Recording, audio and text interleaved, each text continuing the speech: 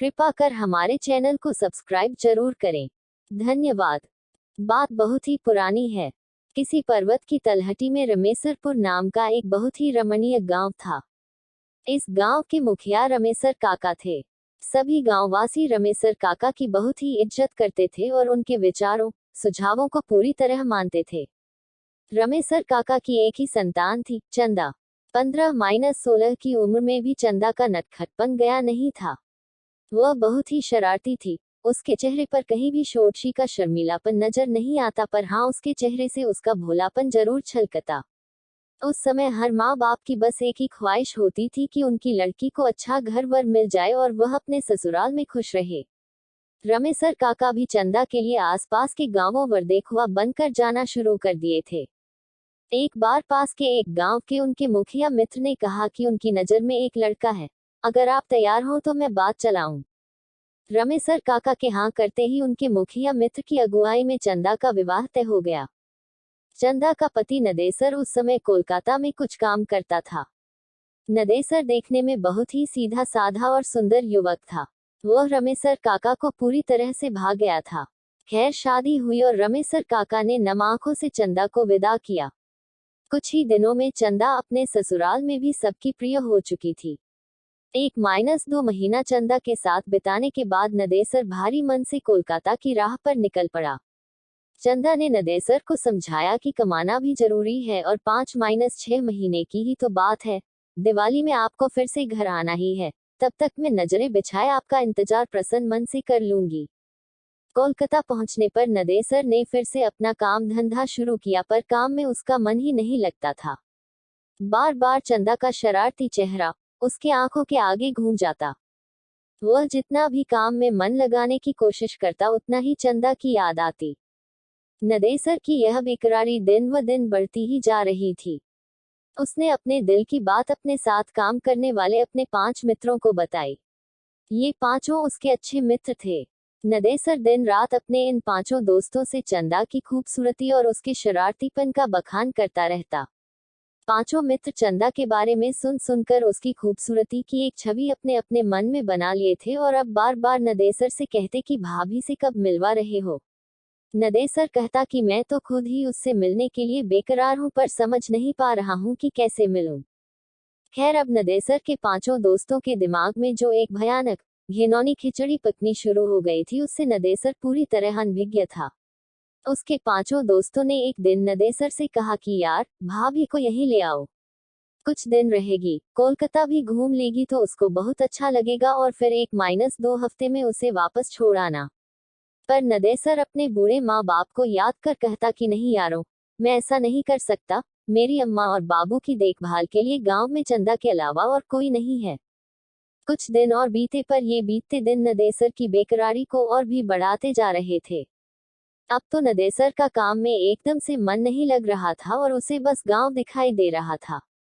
एक दिन रात को नदेसर के 5 दोस्तों ने नदेसर से कहा कि चलो हम लोग तुम्हारे गांव चलते हैं।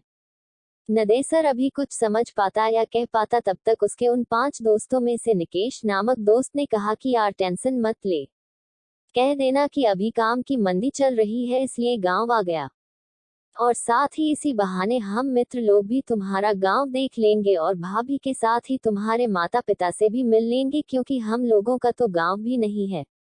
इसी कोलकाता में पैदा हुए और कोलकाता को ही अपना घर बना लिए। हम लोग भी चाहते हैं कि कुछ दिन गवई आबो हवा का आनंद लें। नदेसर तो घर जाने के लिए बेकरार था ही, उसे अपने दोस्तों की बात भली लगी।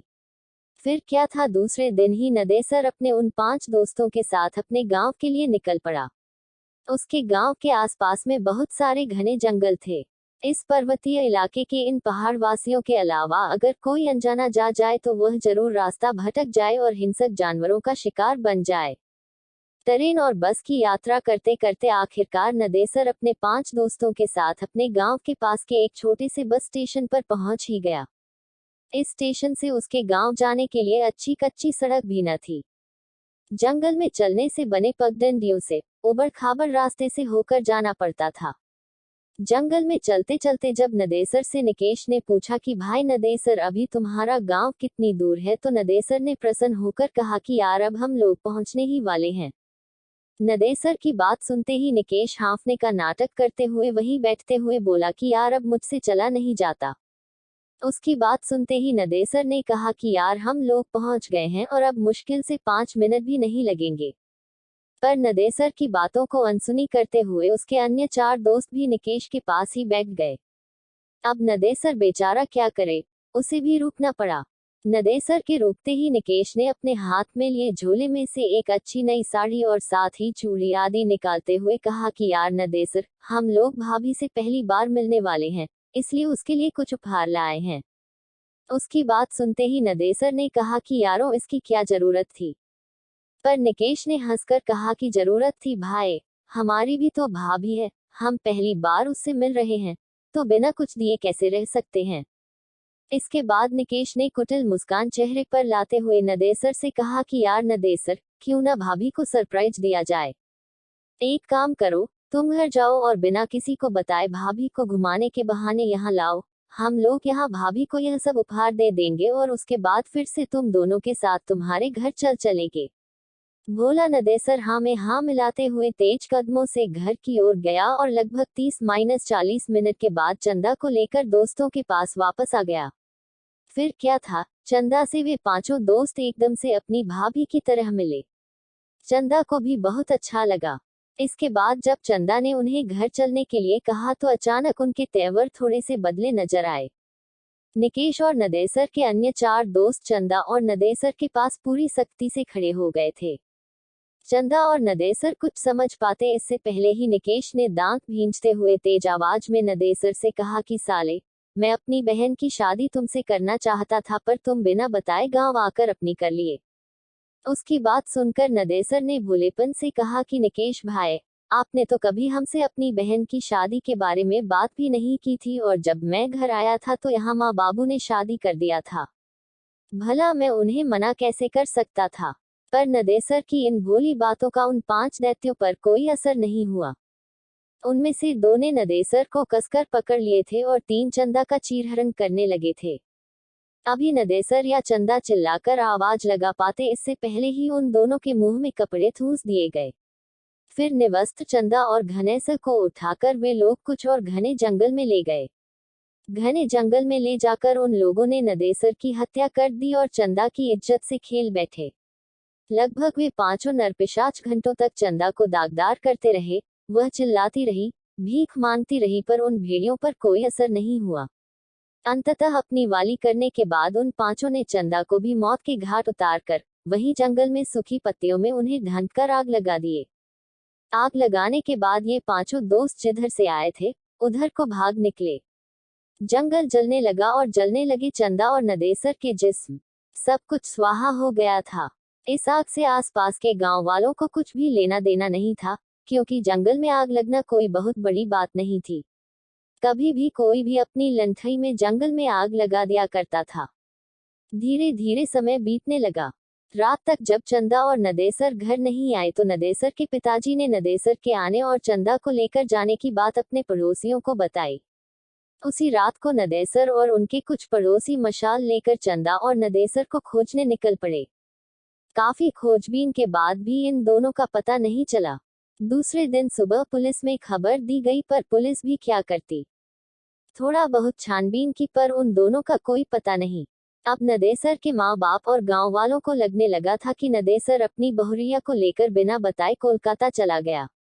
शायद उसे डर था कि अगर बाबू को बताकर ले जाएंगे तो वे ले जाने नहीं देंगे। आखिर कोलकाता में नदेसर कहाँ रहता है, क्या करता है, इन सब बातों के बारे में भी नदेसर के माता पिता और गांव वालों को बहुत कम ही पता था। धीरे धीरे करके 8-9 महीने बीत गए। अब नदेसर के माता पिता बिना नदेसर और चंदा के जीना सीख गए थे। इधर कोलकाता में एक दिन अचानक निकेश के घर पर कोहराम मच गया। हुआ यह था कि किसी ने बहुत ही बेरहमी से उसके गुप्तांग को दांतों से काट खाया था। उसके शरीर पर जगह जगह भयानक दांतों के निशान भी पड़े थे और वह इस दुनिया को विदा कर गया था। पुलिस की पूछताछ में उसके घर वालों ने बताया कि पिछले 1 महीने से निकेश का किसी लड़की के साथ चक्कर था। वे दोनों बराबर एक दूसरे से मिलते थे पर लड़की कौन थी, कैसी थी, किसी ने देखा नहीं था। पर इसी दौरान पुलिस को निकेश की बहन से एक अजीब व डरावनी बात पता चली।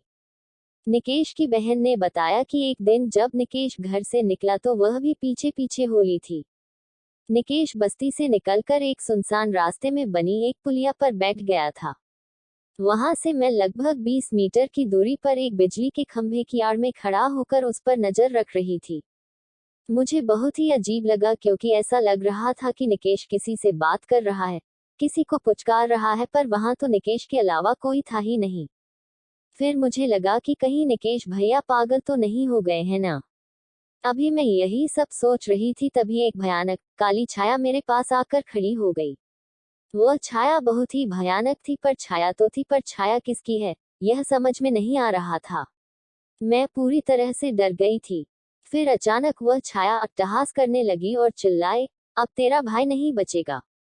नोचा था ना मुझे, मैं भी उसे नोच नोच कर खा जाऊंगी। और हाँ, एक बात तू याद रख, अगर यह बात किसी को भी बताई तो मैं तेरे पूरे घर को बर्बाद कर दूंगी। इतना कहते ही निकेश की बहन सुबक सुबक कर रोने लगी।